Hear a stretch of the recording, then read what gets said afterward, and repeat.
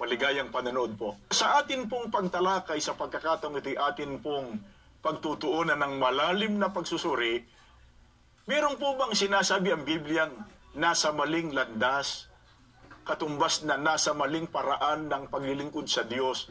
At paano po sila inilarawan ng Biblia? Pakinggan natin ang sagot dito po sa aklat ng Isayas. Dito po sa 59, 8 hanggang 10 ay ganito ang inyong maririnig. Ang daan ng kapayapaan ay hindi nila nalalaman at walang kahatulan sa kanilang mga lakad. Sila'y nagsigawa para sa kanila ng mga likong landas.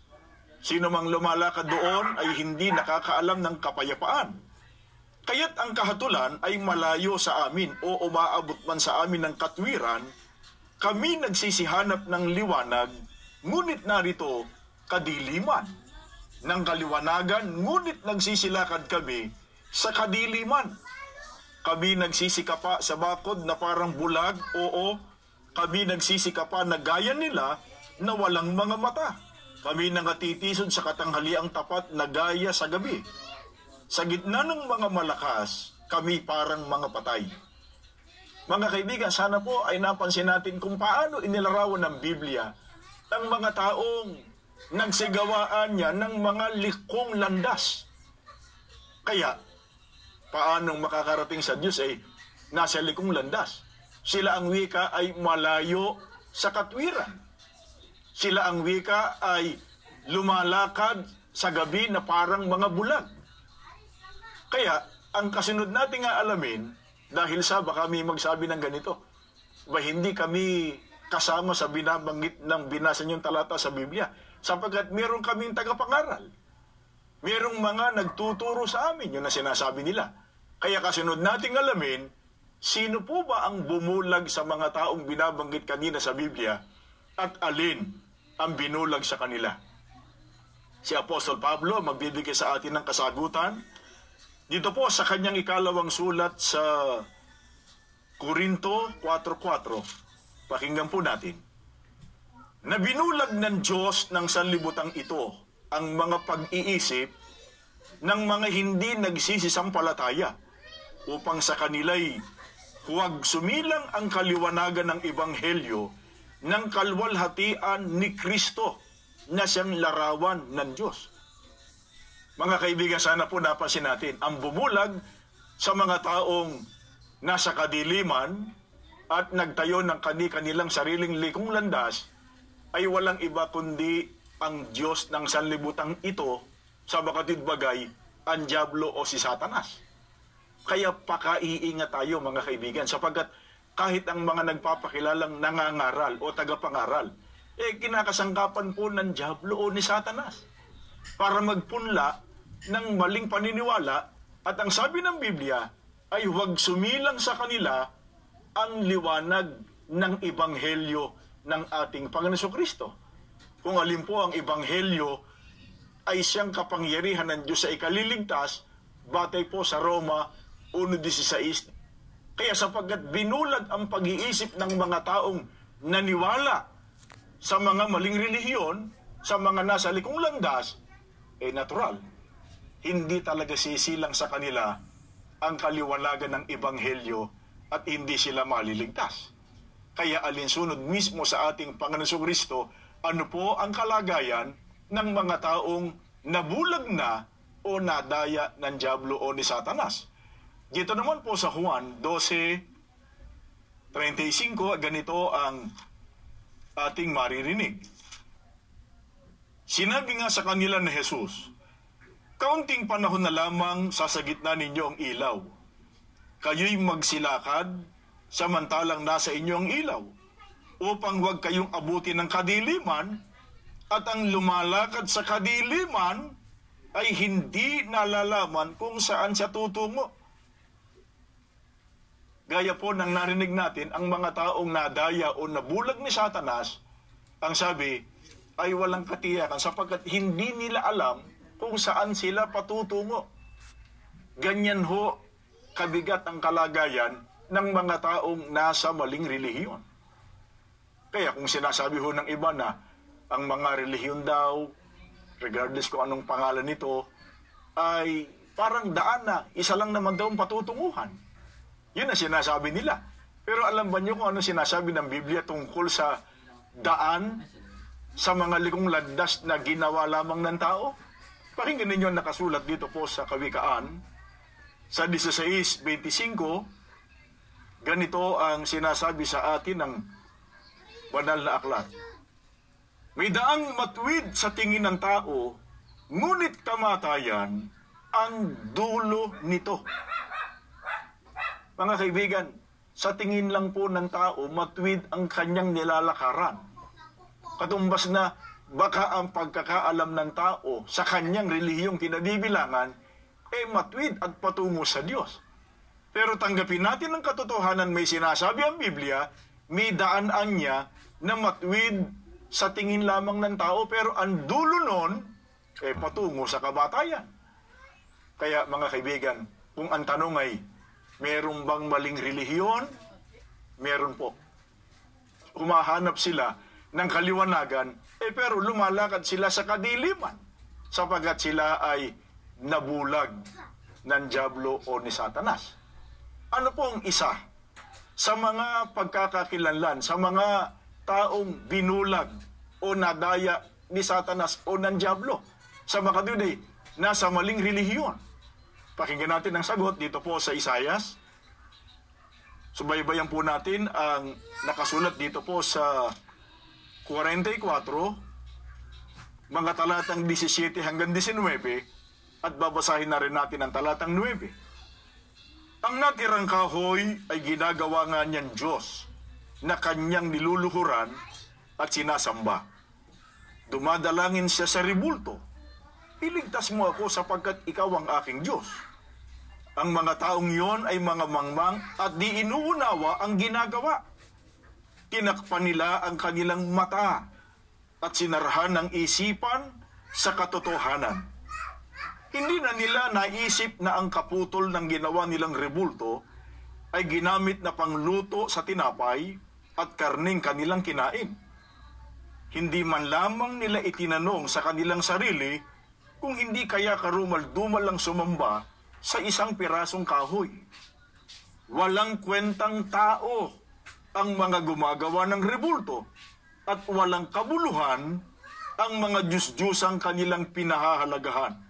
Mga bulag at hangal ang sumasamba sa mga ito, kaya sila'y mapapahiya. Mga kaibigan, binasa lang po namin ang nakasulat sa mga talata ng Biblia. Paano ho natin makikilala yung mga nabulag o nadaya ng Diablo? Di sila ang wika, sipin nyo, lumuluhod, sumasamba sa mga rebulto at mga larawan na ang sabi ng Biblia, sila ang wika'y mga bulag at hangal. Kaya sabi nga, sa talatang binasa natin hindi man lang ang wika nila naisip na yung kaputol na ginawa nilang rebulto, ginamit sa pangluto ng tinapay at karning kanilang kinain. Hindi man lang ang wika sila nagtanong sa kanilang sarili kung hindi kaya karumal-dumal o ganong kasama ang sumamba sa isang pirasong kahoy. Hindi nila nakikita yun kaya bulag Mga kaibigan, gaya po ng malimit naming mabanggit sa ganitong mga pagtalakay, hindi po kailanman nilayon ng Iglesia ni Cristo at ng programang ito na makapanugat o makapanakit ng damdamin ng sinuman. Inihahayag po namin ng katotohanan nakasulat sa Biblia upang ito ang ating tanggapin, upang itong sampalatayanan at ating ikaligtas. Mga kaibigan, sa aming pong pagbabalik ay ating aalamin, susuriin sa pamamagitan ng mga aklat din na kanilang isinulat, kanino po natupad ang pagsamba, pagluhod sa mga rebulto o sa mga larawan. Magbabalik pa po kami. Ito po ay patuloy na sumusubaybay sa palatuntunan ito ng Iglesia ni Cristo, ang pagbubunyag. Ang tinatalakay natin sa pagkakatong ito ay tungkol po sa naging malaganap na paniniwala ng marami na lahat daw ng pagrelihiyon o anumang pangkati ng pananampalataya kinabibilangan ng tao ay pare-parehong tinatanggap ng Diyos, Pinatunayan din ng mga aklat ng propetang si Isaias na may mga taong nahulog sa pagsamba sa mga rebulto o sa kung tawagin ng Biblia ay mga Diyos-Diyusan. Kaya bagamat nagsasagawa ng pagkilala at pagsamba sa Diyos, ay nasa kalagayang sumasamba sa mga Diyos-Diyusan. Mga kaibigan, aling relihiyong kaya ang kinatuparan ng binabanggit sa Isaias na mga taong nahulog sa pagsamba sa mga larawan o sa mga rebulto? Ang dala naming aklat na babasahin natin ay pinamagatang Early Christian Art, at ito ay sinulat ng isang paring Jesuita, Edward Sindicus. Sa page 151 ay may ganitong sinasabi ang nasabing aklat sa Pilipino na. Bilang pagsunod sa iba pang mga tagapagturo, ipinakita din naman ni Thomas Aquinas sa kahangahangang bahagi ng kanyang Summa Theologica ang kanyang pagkaunawa sa di makatwirang bagay ukol sa kulto ng larawan at ang iniuukol na pagsamba. Kapag ang sinuman ay bumaling sa larawan, sabi niya, sa dahilang yaon ay isang bagay, maaaring guhit kamay o estatwa, hindi nauukol doon ang pagsamba. Subalit kung ang sinuman ay bumaling doon bilang isang larawan ni Kristo, yaon ay karapat dapat pag-ukulan ng gayunding pagsamba na iniuukol kay Kristo mismo. Yamang si Kristo ay sinamba na may kapakumbabaang pagpipitagan, dapat lamang na ang kanyang larawan man ay marapat sambahin ng may kalakip na kapakumbabaang pagpipitagan. Mga kaibigan, binasa lamang po namin ang nakasulat sa aklat na ito ng Iglesia Katolika.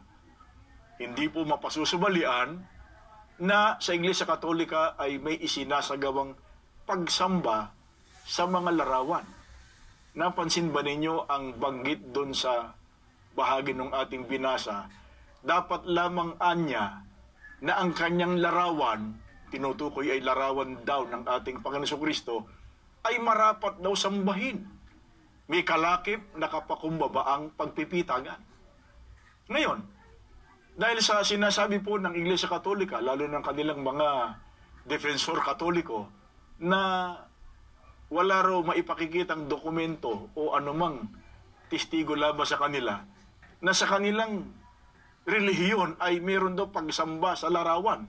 Ngayon, alamin pa natin, tangi sa pagsamba sa larawan, bagamat kababasa lang natin sa aklat nila, ano pa ang ipinasasamba sa mga kaanib sa Iglesia Katolika? Itong babasahin namin sa inyo ay aklat pa rin ng Iglesia Katolika.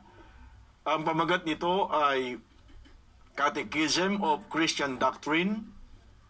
Babasahin namin sa inyo dito po sa page 94 at 95 sa wikang Pilipino na.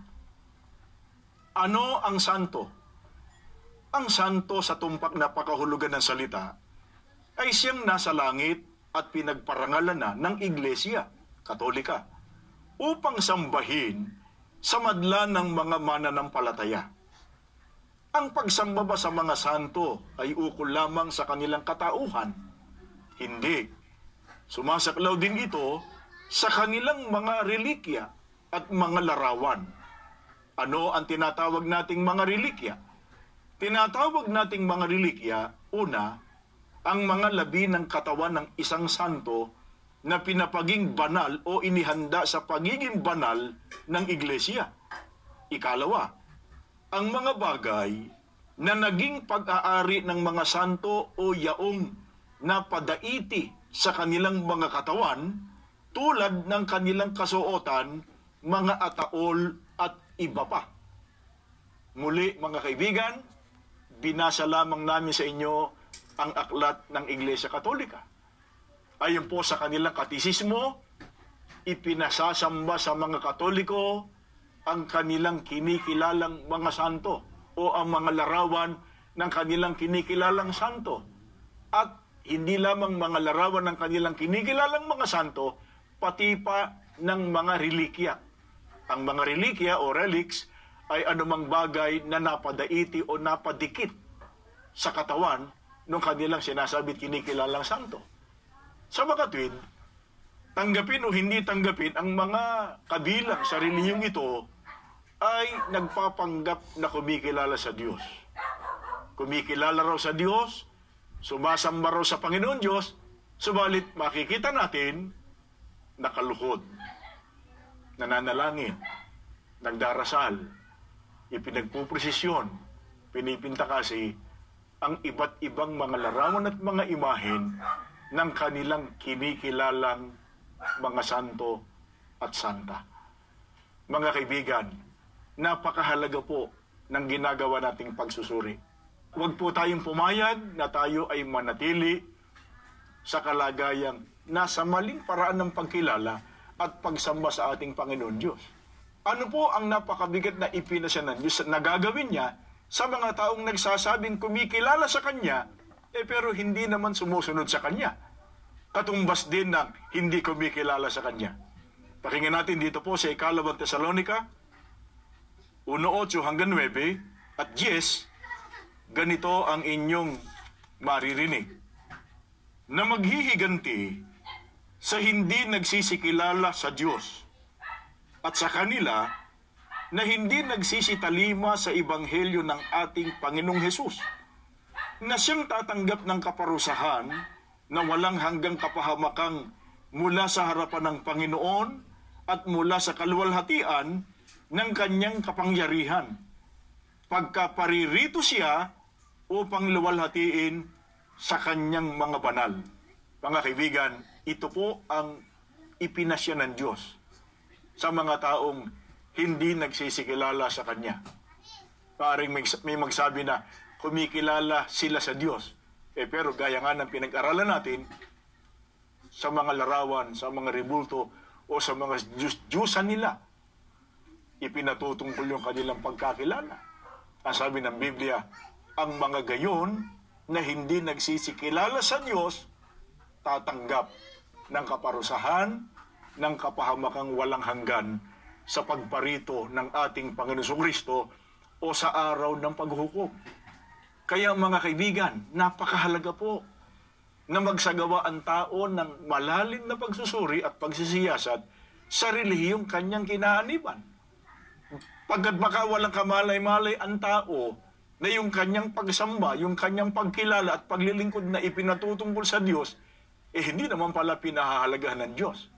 Meron po bang ganon? Nagsasagawa ng pagsamba sa Diyos, pero hindi po pinahahalagahan at winawaling kabuluhan ng Diyos. Pakinggan ninyo dito po sa 15:9 ng Mateo. Ganito ang sinasabi ng ating Panginoon Diyos sa pamamagitan ng ating Panginoong Hesukristo. Datapot walang kabuluhan ang pagsamba nila sa akin, na nagtuturo ng kanilang pinakaaral ang mga utos ng mga tao. Mga kaibigan, batay po sa pagtuturo ng Biblia, walang kabuluhan o hindi pinahahalagahan ng Diyos ang anumang pagsambang iniuukol sa Kanya na nakasalig lamang sa mga aral at utos po ng tao.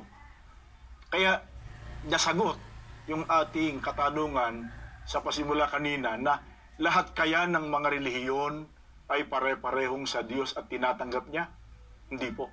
Hindi po totoo, alinsunod po sa Biblia, na lahat ng relihiyon ay pare-parehong sa Diyos.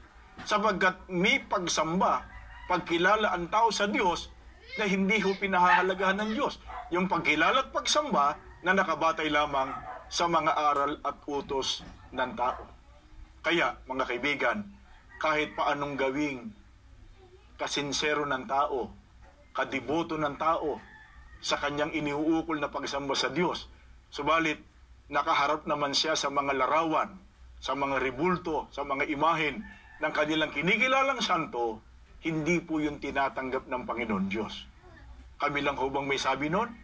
Bakit po natin natityak, mga kaibigan, na hindi ikapupuri ng Diyos ang anumang gawaing iniuukol ng tao sa mga larawang inanyuan, katulad ng napakaraming mga rebulto na dinadasalan, sinasamba sa Iglesia Katolika.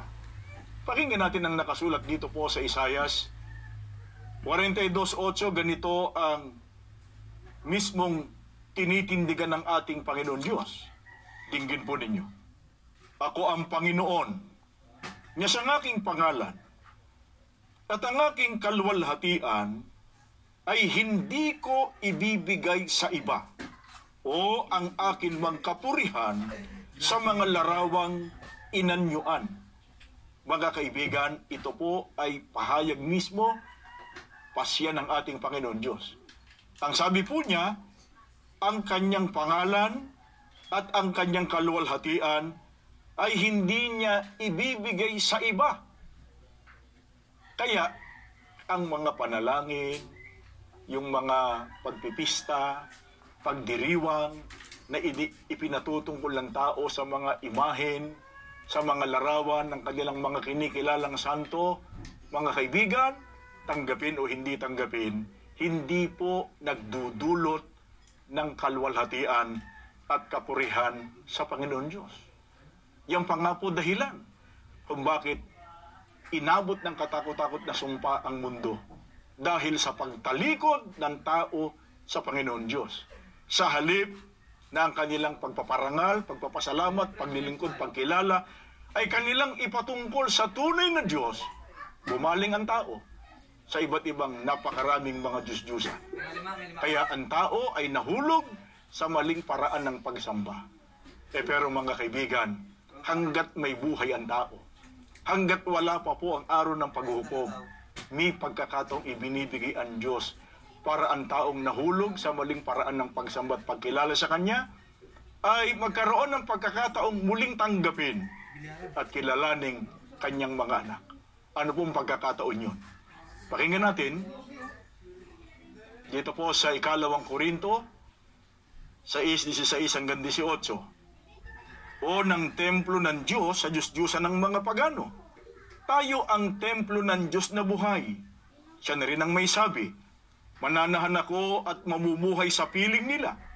Ako ang magiging Diyos nila at sila'y magiging bayan ko. Kaya't lumayo kayo sa kanila.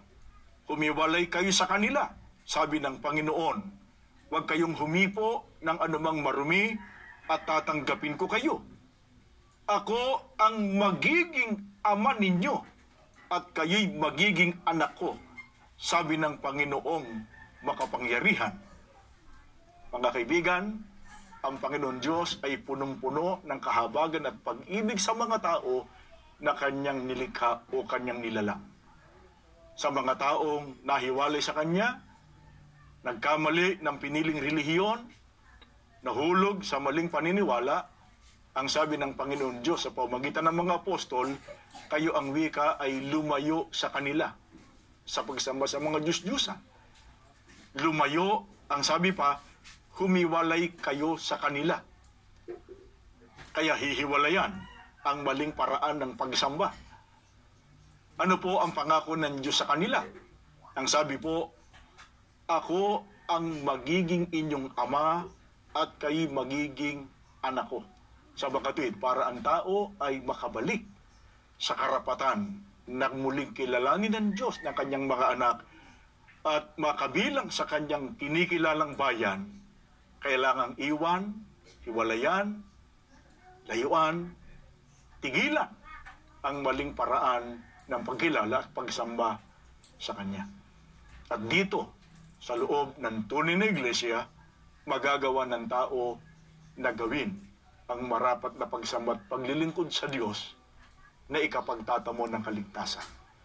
Katulad po ng naunawaan ng ating nakapanayam at ng iba pang mga nagsuri sa mga katotohanan ng itinataguyod sa loob ng Iglesia ni Cristo.